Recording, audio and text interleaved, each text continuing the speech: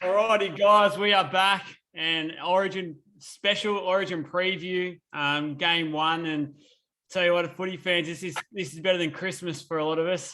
This Origin series, and it sort of creeps up on you. It's coming, and then all of a sudden you're like, oh yeah, Origin's coming up. Yeah, it'll be a good series. Keen for it. Then it comes closer to it. The lineups get released. There's a lot of talk about it. And you start going, oh, I actually can't wait for this one. So before we get into that, we haven't been on for a couple of weeks and there's been some big league news. So, boys, I'll go around. We'll get our moments of sort of not just the week, but I guess in the last couple of weeks, what's sort of something that stood out to you? Sid, what do you got for us? I had something prepared, but I thought the Bulldogs boys weren't going to turn up. Oh, look out. He wants to have a dig. I was just going to say this. The two worst attack in the last 5 years, scored 24 and 34. It was actually a good game. I'm not just saying it because we won. I didn't think we were going to bloody win. But that was a highlight. And the Dragons won 3 in a row. That's got to be a highlight, surely. Jeez, yeah. I tell you what, if you can celebrate that victory, it's been down the dumps for you Dragons fans. Jace, do you want to say something back to him about that, because he's trying to have a shot here? I've got nothing to say, mate. You know how I feel about the Dogs at the moment. I love them, but it's just so frustrating. Yeah. I'm sure Sim's in the same boat with the Dragons. I know they've won 3 in a row, but the season's just frustrating on a whole. Yeah, well, what about your moment of the last week or so? There's been a fair bit happening in the rugby league world outside of Origin. You got something that stands out? Yeah, I think my moment is not because I'm a Bulldogs fan, but the fact that Josh Adokar being left out of the Origin side, and they go with their excuse was, just to counteract the tall wingers, but yet they got Brian Toll there, who's shorter than Adokar. Yeah. I feel for Adokar because I feel like he's a victim of being in the wrong team. If he was at the Storm and had these same exact stats, I feel like he would have been in that Origin side. Yeah, 100%. And his stats are actually pretty good. If they're going off stats, they're not too bad. I know he's been in a pretty poor team, but he's been doing a lot more of the harder stuff, which he never used to do at the Storm. So we're going to chat a bit more in depth about the Adokar selection a little bit later on. And Dane, he's your man Tupou got selected over him. We'll touch on that shortly. But have you got a moment that stood out this week as well for you? Yeah, look, for me, I'd have to say it's the Broncos. They're in the top 4. I don't think anyone would have predicted that. And they come from behind win without Reynolds. I think that was huge. Yeah. So, and I just want to do a quick shout out to one of my mates. He's a Broncos supporter, Sean the Goat Armstrong. Get out, brother. Yeah, well, a big listener, I heard. So he's been tuning into all of them. So how are you, Shawnee boy? But Dane, I just want to quickly raise something. You look like you just come off the golf course. Are you okay, or have you just been having a whack? Yeah, hit a few fours, mate. Yeah, nice. I've got a couple to raise quickly. I thought you guys would have actually listed these by now, but obviously the Rabs retirement. He's been a big part of the rugby league world, I think, for all of us growing up. And shout out to the great man. I think he made a lot of the games that I remember watching even better just by his commentary. And it was a pretty.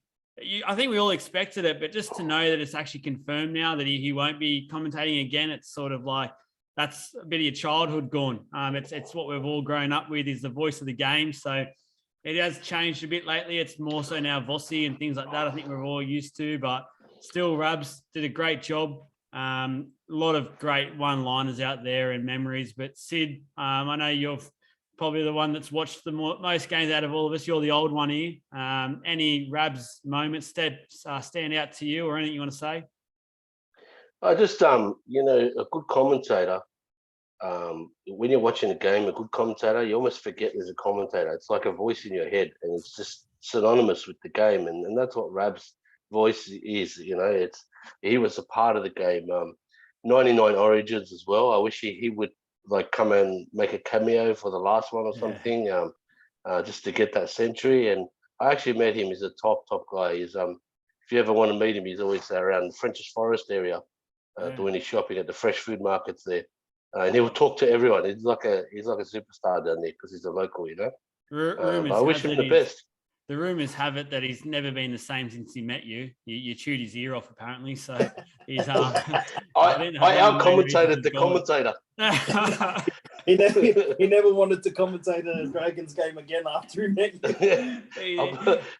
I was the one that retired him. But anyway. Yeah, wouldn't put it past you. The other one, just quickly, boys, and we'll all have a bit of a quick say on this one, is that the Haas situation. And I think we're all a bit over it. It's just been it's not like we're watching an episode of Days of Our Lives with this. It's been incredible. But I also want to put the focus on, I guess, Payne as a person, and the fact that I think with players, I think the managers get a lot of the blame, and that's fair enough because they're the ones that obviously are leaking stuff. But there's got to be a time there where a player is saying, this is my life, this is my money, I've got to be in control of what's happening here. So I think for Payne, and that's sort of come out, and everyone's sort of come out and said it's the manager's fault. No doubt they've got a big say, but Payne, mate, you've got to sort of sit back and go, I'm in a team that's finally been successful. We've been down in the dumps for the last 2.5, 3 years, and we're in the top 4, which I think no one expected him to be. And he's sort of come out mid-year and done this. It's sort of destabilising the club for mine. And Dane, you've shout out to one of the Broncos boys, so no doubt you've kept a close eye on the Broncos for the last few weeks. What are you made of the Payne Haas situation? Yeah, look, I think he is a pain in the Haas, to be honest. He's picked the right time to do it. Like, the Broncos are going well, and it's time to demand more money. I mean, look, I'd do the same thing if I'm performing with work. Then hey, things are going good. Show me the cash. But I think they've got inside his head a little bit, and they're telling him, and they've embedded in his head, his management, that you're $1 million player. Tom Alolo's got it. They're paying Reynolds big money. Now it's your turn. You turn up, you deliver. Now's the time to get more money. But he's already contracted, so I don't think that he's gone about it the right way. And at the same time, what some of the Fox Sports guys have said is, he's the one that's representing himself in a certain way. He can tell his managers what he wants, not have them influence him. So, yeah, I think they've just gone about it the wrong way. They've rubbed the club up the wrong way. And for that, I don't think they're going to give him much more money, especially with what he's demanded. Yeah, I think the bad thing for his camp and himself is that the Broncos now have someone who knows what he's doing in Ben Eichen, and I don't think he's going to let them miss out on the salary cap or waste any salary cap room anymore. We know from NRL 360 days how switched on he is, and I think they've come at a time now where Ben Eichen will just end up saying, see you later, finish your contract with us and go. So, Jace, you're the closest thing to a prop we have on this program. So I just want to ask you, I want to tell you something. I'll ask you something more so is, I sort of heard something today and it made a lot of sense. It's sort of, when's the last time you've seen a prop forward win a game for a team where you've seen a playmaker or a fullback win it so much?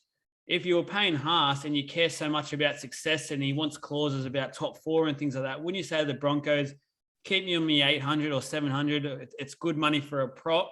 Go all out for like a Cam Munster or something. Let's use the spare money to get that additional playmaker to support Reynolds, so that way we can actually go and win this title that we want to win. Well, to answer your first question, the last time I saw a prop win a game, I think just the regular season game was, I think, Josh Papali'i against the Storm. I think it was last year where he scored that try in the last minute or so. But before that, the most important one, I think, was Fafita in the grand final when he scored that try right next to the post. That's the last time. Other than that, I can't remember any. I think Dane's right. There's too many people in his ear. He's a young kid. That's what we're all forgetting. He's a young 22. kid. He's very impressionable. He's easily led astray. And I think management's gotten in his ear. I think if Payne was a few years older, I think he would have been smart enough to say, look, guys, I think I'm happy where I am. I can, next contract, and I can discuss that, whether I go bigger or leave the club completely. So, and you're right as well, 100%. Ben Eichen is not a pushover, especially in the situation that he came to the club in the shape the club was in, with players and the performance as well. He's not going to be a pushover. He's not going to be held hostage to contract talks. So I think you're right. If it goes any further, if Payne's still doing it, Icon will just tell him to walk at the end of his contract. He's not going to let him go. So I think Payne's gone about it the wrong way. Yeah, he should have said something, but he's just a young kid. That's what we're all forgetting. He's the best prop in the game, but he's still a young kid. He's only, 21 or 22, I think, 22, something like that. 22 now. Yeah. Like all of us, mate, when we were all 22, we were easily just going, easily talked into doing stuff. So I can't fault the kid too much, but yeah, he's got to take a bit of ownership.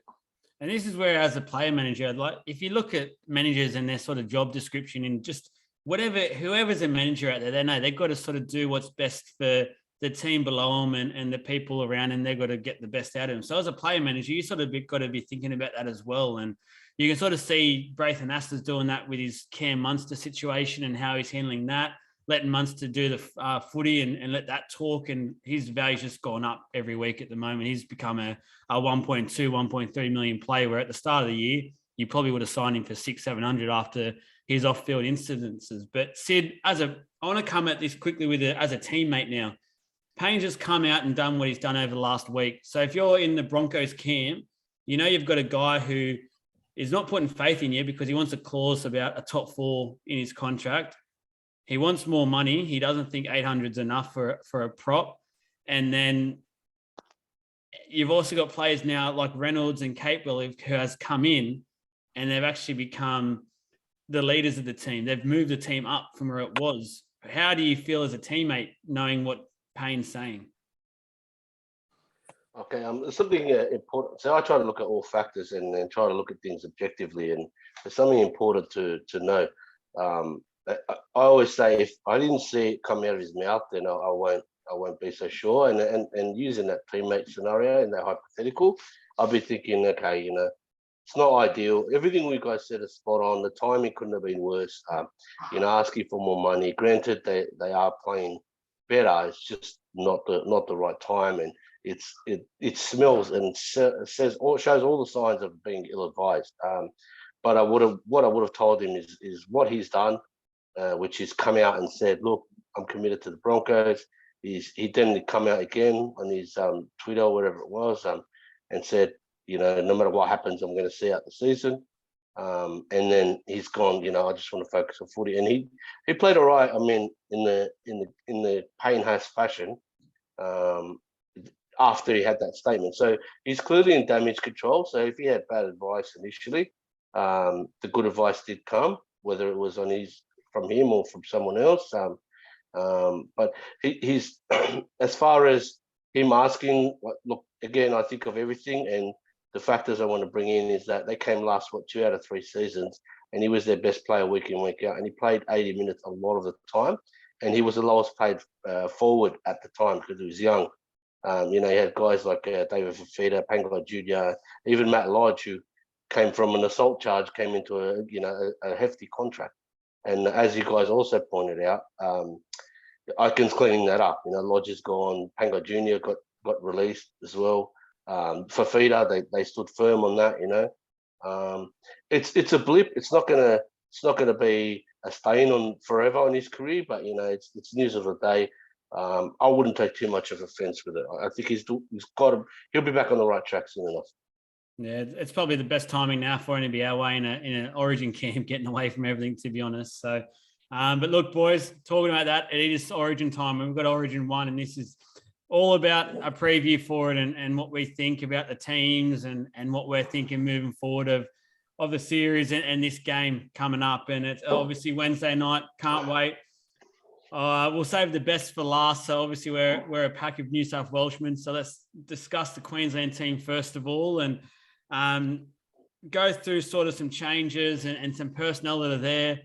Just quickly, you got Ponga fullback, the wingers. We'll discuss the back line first. Cobbo and Coates.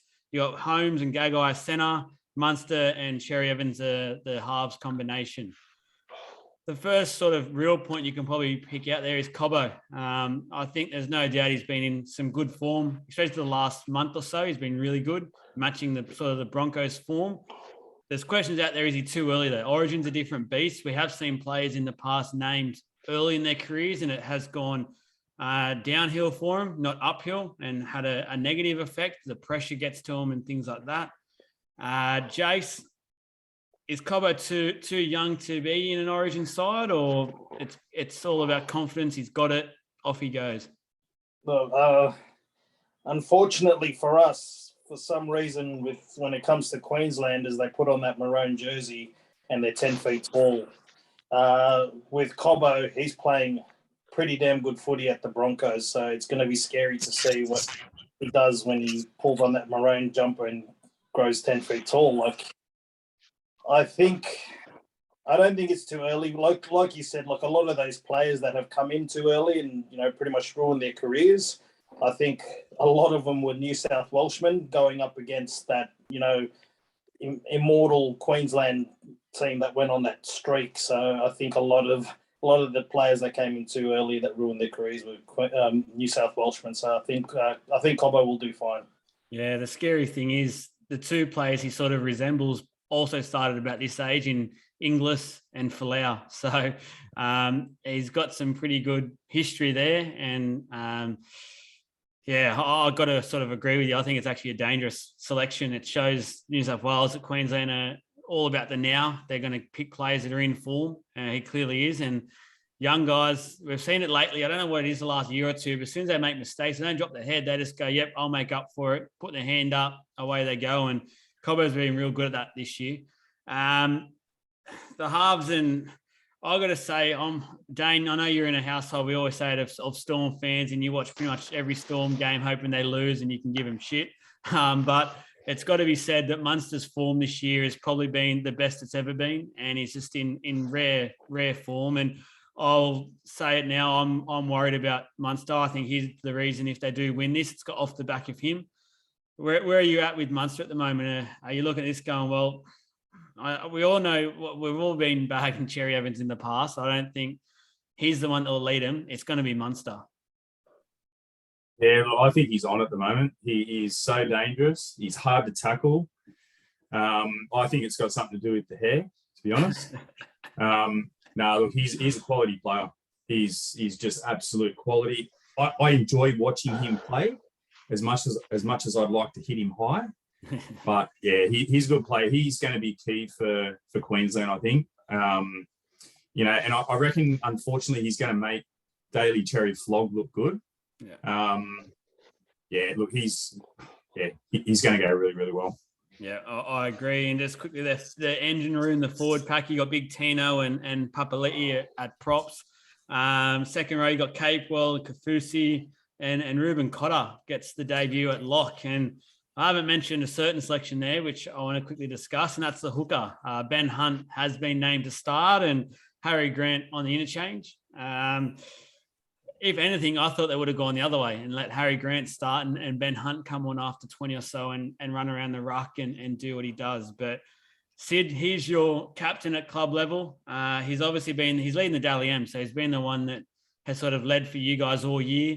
No doubt he warrants a Queensland selection. I just don't know if he warrants a starting hooker role. Where do you think the thought is behind that? I'm going to steal some words from Billy Slater, who's the coach now, which is a danger in itself, I think. But he told us that Ben Hunt, out of the last 6 State of Origins, he got 4 Queensland Player of the Match awards. So they got their own internal award. I can't remember, they named it after some great. So 4 out of the last 6. I think that great was Edric Lee. That's the one. Yeah, Edric. That's the one. Yeah, the old sprinter. So they love Ben Hunt. He's a tackler in the middle. His defense in the edges is completely different. It's a thin defensive line. But when he's in the middle, they run straight at him because he's a spot player. But he's got a strong tackling technique and core. And they figure that he can, deal with the basher barge of the first 20, and then Harry Grant can weave his magic. And further to that, Harry Grant's got the flu and he picked up a groin injury, so they've given him up until the game day to fly and play in the same day. So that'll be a contributing factor as well. Yeah, and I've actually heard whispers that his groin injury was a lot worse than they originally thought a week or two ago. So that may be a reason why they're starting him off the bench as well. There's a bit of whispers around that. Always Queensland got one, eh? They always got one injury. There's What's the always- miraculous recovery? Yeah, he'll end up getting man of the match and scoring 3 tries. Ruben Cotter, good on him. That's another one where they've picked on form, and well done to him. He's been in great form this year for the Cowboys. He's been one of the real reasons I think the Cowboys have turned their seasons around. Their bench, we've talked about Harry Grant, Lindsay Collins, Carrigan gets his debut, and so does Nanai for the Cowboys. So again, there's a fair few selections there that are on form, and that's, I think, the worry for any New South Wales fans. And if you're a Queensland fan, that's where you're pretty confident at the moment, is that Billy Slater's come in. Queensland have always been big on loyalty, but he's come in fresh-faced and chosen actual form players, and that's a bit of a worry for us. And that bench is looking pretty strong. But look, we've got to be biased. We're a pack of Blues. We're going to be cheering them on no matter what. It's time to dissect this team, and there was more controversy on this one than anything. So quickly, the back line. Teddy is your fullback and captain. Toe and Tupou, which we're about to discuss. Staggs and Whiten, another questionable one for mine. And LOI and Cleary, which I think can be the reason why we win the game in the series, just that combination alone. Jace, I'll let you start. You had it in your moment of the week. Addo Carr, I know you've mentioned it already, but I'll let you go a little bit deeper into this now. Tupou as the winger, and Addo Carr, we've heard how important he is to the camp, how much his vibe is important, yet I'd argue if this is Queensland, Addo Carr is one of the first picked. It's a head scratcher. Where are we at with it? Yeah, it's a head scratcher. And like I said before, I think he's a victim of being just in a poor side at the moment. If it was in the Storm, he would have been picked instantly on the same stats. In saying that, it's a loss, but the guy that they've picked, Tupou, like he's done a job for New South Wales before. He's pretty good coming out of the backfield, taking those hit-ups when the forwards are tired. So, you can't blame him for that. But if it comes to the Blues, just be straight up and be honest. Like, if you're not picking Addo Carr on height, then why you got taller there? Yeah. Like, Addo Carr makes plenty of meters as well coming out of the backfield and taking those early runs in the tackle count. So it's disappointing, but in saying that, we do have 2 good wingers there that have done a job for New South Wales before, and I'm sure they'll do it again. Dane, you're the Roosters man here. You can defend your client, your player. Daniel Tupou, what can we expect from him on Wednesday night? Look, firstly, Addo Carr, unlucky brah. Look, I reckon Cleary's going to have a field day kicking for Tupou. I mean, he's just this big, gangly, bloody giraffe. I can't really warrant getting in there on the wing. I would have probably kept Addo Carr and Tupou, to be honest, and have Toa out. But he's left from an injury, so he hasn't played that many weeks. Yeah, look, no, I think Tupou, he should have a good game. He just needs to put plenty of that spray on his hands, because he can have butterfingers at stages. So he does some stupid things at club level sometimes. But look, I think he's been in pretty good form. So I expect him to have a pretty decent game, to be honest. Yeah, just the last thing on Addo Carr, and been listening to a really good series the last week or so. It's about the Origin. It's Channel 9 team sort of done it, and Jace has listened to a bit of it as well. And there's a lot of talk from Gus and Freddie and a lot of those Laurie Daly about being an Origin player. And I think Addo Carr's now played, 9 or 10 Origin games or something. He's been part of the 3 or 4 of the series wins that the Blues have had lately. I think he is now an Origin player. I think he's classed as one of those players who he'll get into camp, and whether he's in a good team, whether he's in a bad team, whether he's in poor form, he'd get to that stage and lift. He seems like that character who would lift. So I think it's a pretty harsh one to not have him in the team. I would have had him no matter what. I do agree somewhat with Dane that if anyone would have got dropped, it may have been Toe, just because he's coming back and hasn't been his self still yet. I think he's been a little bit quiet, but I probably would have stuck loyal and let them both be on the wings and just told Tupou to be there as cover. But Sid, I want to talk quickly about the centers. And personally, I'll say it now, I don't actually like the center pairing. I think it's a weakness for us. I don't think Stagg's been great. I think he's had his moments, but overall, for an 80-minute performance. I don't think he's had one yet this whole year. And he's one of those sort of lazy players where unless he gets the ball, he's not going to really do much. And Whiten has been 5'8" all year. Jace will comment on Whiten as well. He's watched most of the Raiders fans as a closet Raiders fan. he secretly loves them. But I would have actually gone Crichton to start. I don't know why he's on the bench to start with. We'll talk about that in a second. But I would have gone Crichton as one because he's with the Penrith boys. Keep that combination. And I actually would have had Burton. I would have had Burton in as the other centre because he was there last year. He played centre and did such a good job with Penrith last year. They won the grand final. And he's back to that club combination. And he's a very solid player. Where are you at with the centre pairing here? Man, I agree with you. It's not great. It doesn't instill a lot of confidence with Katoni. You pretty much said what I was going to say, but in different words. I was just going to say he goes missing. You forget he's out there half the time, and I know I had him in Super Coach for the first 6 weeks. You know, one game you get 80 something, and the next game you get 6. You know, and it's just and he has a lot of errors in his game. It's a bit like Zach Lomax at the Dragons. It's like 20 things go through his head, and he kind of half passes, half flicks, half holds it, half wants to defend, and then the ball falls out. You know, it's just I don't think it's the right time to put him in. I get that we lost our centers, but you know what? We had fullbacks at centers. We could have put centers in last year, but you know that's what happens when you don't play players in their position, and you got to debut somebody. I think it's a danger game. If you don't ask for our tips, I'm really, really worried. I think Queensland might upset us in the first game, and this is a big part of the reason.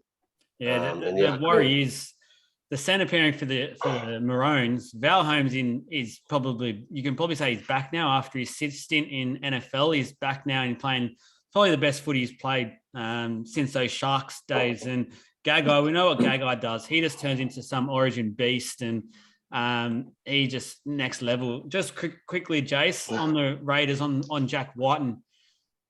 Can you warrant his selection there, or should he just be a 14 off the bench? Yeah, to be honest, I honestly can't. As I do like Whiten as a player. He has played centres for Origin before, but I don't think he's earned his spot this time. I think he would have been a great 14. He can cover a lot of positions, from centre to fullback to halves, and maybe even dummy half hooker as well if something happens to Cookie. But having Crichton as 14th man, that's a bit worrying because there's only really maybe 2 or 3 positions he can cover: fullback, wing, and centres. I think another big omission that I think may come back to bite us is Angus Crichton not being put in as well. I think he's been in pretty damn good form for the Roosters. He's a meter eater as well. So it's a few of the selections are a bit worrying. Whiten, I don't think he's earned that spot. No, and if they're gonna pick and stick, there's, as we've discussed, there's Ado Cars, there's a few others there that could have made it if they're going to stick with that. As you said, Angus Crichton has always done a job and never let the Blues down. I don't recall a game where he played poorly at Origin level. I think overall, majority of the engine room picks itself, so I don't really need to discuss that. There's not really too much controversy there. I think the only one was probably Tarek Sims, but I think once again, he did a really good job last year. I think a lot of people forgot that, and it's probably fair enough to have him. One thing I want to quickly discuss is a lot of people out there talking about the Jake Toboyevich non-selection, which came as a surprise, I think, to a lot of people. They were questioning the loyalty factor and things like that. The one thing I'll say is I actually agree with this selection. I think when you've got Isaiah Yeo now in the team, and he's been so good, I think he's arguably the best player in the comp at the moment, and just how much of an influence he has on that Penrith side. And he's an 80-minute quality player. He just does 80 quality minutes every week, whether it's Origin or for the Blues, or for the Panthers, if it's a grand final, whatever, he's always there. So I don't think you can warrant having Toboyevich, because in props, you've already got Paulo, Haas. You'd have to argue Campbell Gillard's been in good form and warrants his selection off the bench as well. So there's not really a spot there for Toboyevich in my eyes. Dane, what about you? Do you think Toboyevich should be in there, or you sort of on the same page there? think Toboyevich should have been in the New South Wales squad full stop. Even in past competitions for State of Origin, I think he's a little bit overrated. Like, he's a good quality player, but he really doesn't do anything special, and he doesn't even pull out, a try every, second or third game, or I don't know. Yo is way better. He's a quality player. He breaks tackles. He can ball play as well. I think that's another key thing. I think Toboyevich is a lot more sort of robotic. So, look, good player, but I think he's a little bit overrated, and he probably shouldn't have played Origin at all, if you ask me. I reckon he's one of those players where if he was back playing 15, 20 years ago, he would have been absolutely loved and one of the best players in the comp, because that was where the game was at. These days, the game isn't just about being one of those 60 tackle locked forwards or something. You've got to have a lot more strings to your bow. And unfortunately, I just think, as you said, Yo's just too good of a player at the moment. Quickly, boy, let's get some predictions of game one. Not just the series, but let's talk about this game. I'll go first. I am a bit worried. I think Queensland are looking pretty strong. I'm not underestimating this team at all. The only thing I think goes in New South Wales' favour, I feel like it's been 2 years since they've played at home, and they finally get a game there. I think that'll be enough. And then the combination, as I said, of the Penrith boys there, the Isaiah Yos, Cleary, LOI, to just probably get us home. It's going to be a close one. So for mine, I think the Blues will get home only just. Jace, what's your prediction for this one? I think this first game could go either way. So I'll tip with my heart and say Blues, but in a close one. I think the Blues, with the selections that they've had, and if they're going to stick with these selections for the whole series, barring Mitchell coming back, Latrell, I think the Blues need to come out and ambush them in game 1 and 2, because come to Suncorp, it's going to be a very tough ask to try and win a decider there. Yeah, 100%. I agree there. Dane, what's yours? Yeah, I think it's going to be a pretty tight game. I reckon it could end in a Cleary field goal. Ooh. But yeah, I think it's going to be a pretty tough game. Yeah. Sid, what's your final say? Oh, mate, look, I can't add any more. It's spot on. I just can't. You couldn't put a piece of paper between these two teams. Across the board, I think Queensland have a better balance, but we have better game breakers and game managers in Cleary and Yeo, as you guys mentioned. It may come down to goal kicking or a field goal, a draw, a very, very tight one. Yeah. New South Wales just. Yeah. Quick little segment here, guys. I set you some homework. A little Origin 1 multi.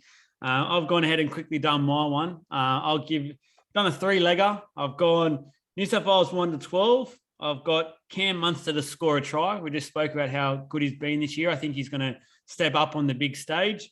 And I've also got Tedesco to score a try as well. I think he always leads from the front, and he's always nipping around the ruck. Boys, you may think, you get $10 for that. Off Sportsbet, for that multi, you're going to get $36.25. That's incredible. I'm going to load up, and I'll be next Thursday. You'll see me probably sipping a cocktail. Dane, you got a right, Laurie Daly. Dane, you got one for us? Yeah, so Selwyn Cobbo to score at any time, James Tedesco to score at any time, and New South Wales to win 1-12. Should be at odds of around 9.50 to 10.50. Bonus bets back on $50 or less. And gamble responsibly. Gamble responsibly. We should say that at the start. Gamble responsibly if you're following us. Cool. I like that one. Sid, you got one? Yeah, I'm going to go a little bit out of left field, and as usual, right? Cam Murray to score. I had Teddy as well to score, and draw at half time. Oh, okay. Make a bit of money. Do you know the odds for that or not yet? No idea. No, I didn't check it, but it'd be a fair bit, I'd imagine. Go and check that left field then, 40. Yeah.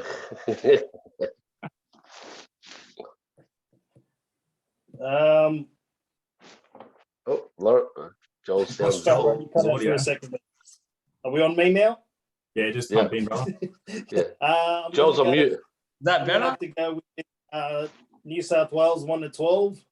Cobbo and Tupou So actually, no, I'll go with Tupou and Josh Papali'i, anytime try scorers, and Cam Murray to score the last try.